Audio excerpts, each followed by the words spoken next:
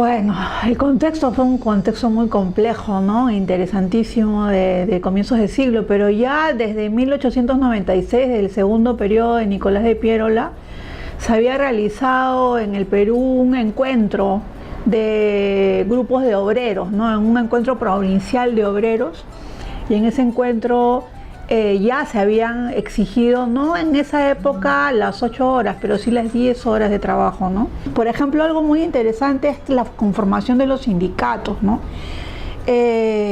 Uno de los sindicatos interesantes de la época fue el famoso sindicato La Estrella, el sindicato de panaderos, ¿no? Casi en esa época la mayoría de sindicalistas eran anarquistas. Entonces ellos, digamos, fueron trabajando también este tema de las exigencias, por lo menos de un contrato laboral, de vacaciones, o sea, lo mínimo, ¿no? Además, recuerda que las 8 horas, ¿por qué eran 8 horas? Eran 8 horas de trabajo, 8 horas de descanso, 8 horas de sueño. Algo que en la actualidad se ha perdido. En 1913, Billinghurst lo que hace es aceptar las 8 horas, pero las 8 horas ¿para quiénes? Para los estibadores del Callao, o sea, no para todos los trabajadores. Surgen los liderazgos, también liderazgos interesantes, ¿no?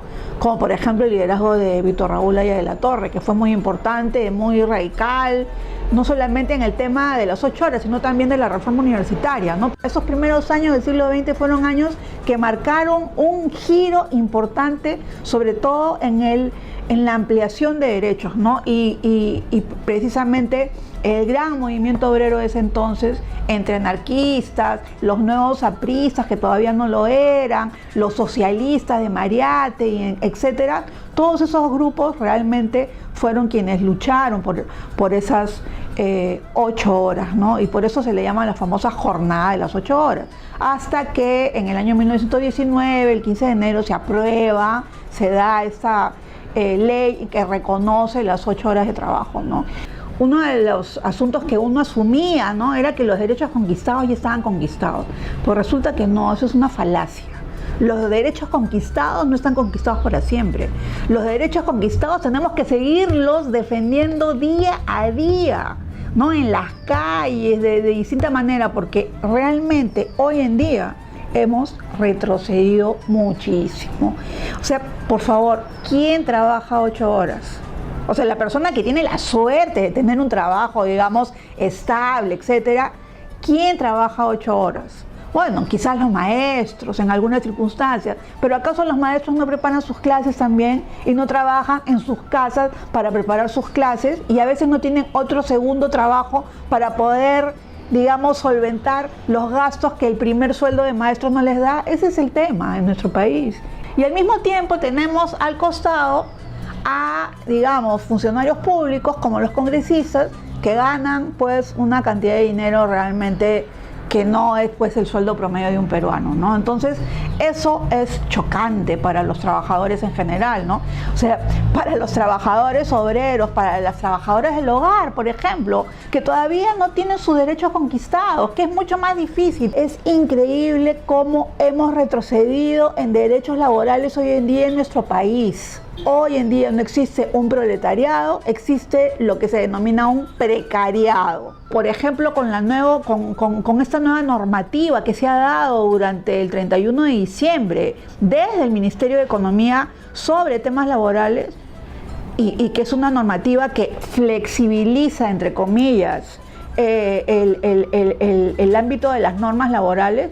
O sea, no estamos realmente trabajando de cara a los trabajadores. El Estado peruano no está protegiendo a los trabajadores. Lo que está haciendo es protegiendo al capital, protegiendo no solo al empleador, sino al mismo capitalista, porque muchas veces los empleadores, incluso funcionarios del Estado, son trabajadores.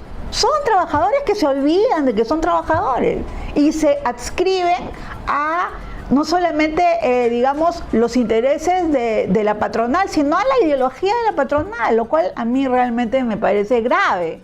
Los sindicatos yo creo que han aportado siempre a construir ciudadanía en el Perú, ¿no? O sea, desde ese famoso sindicato de panaderos La Estrella, que todavía sigue funcionando ahí en Barrios Altos y que todavía siguen siendo anarquistas, hasta los diferentes otros sindicatos que son sumamente importantes, incluso la Confederación General de Trabajadores del Perú, la CGTP, ¿no? Bueno, el mismo SUTE, etcétera, ¿no? Lo que ha sucedido últimamente, y eso es algo muy preocupante, y eso lo permitieron las normas que se dieron en el año, entre el año 2006 y el año 2011, o sea, en el gobierno de Alan García, segundo gobierno, ha sido que proliferen sindicatos Bamba. El Cholo Jacinto tenía sindicato de construcción civil del Parque Rímac, Playa Rímac.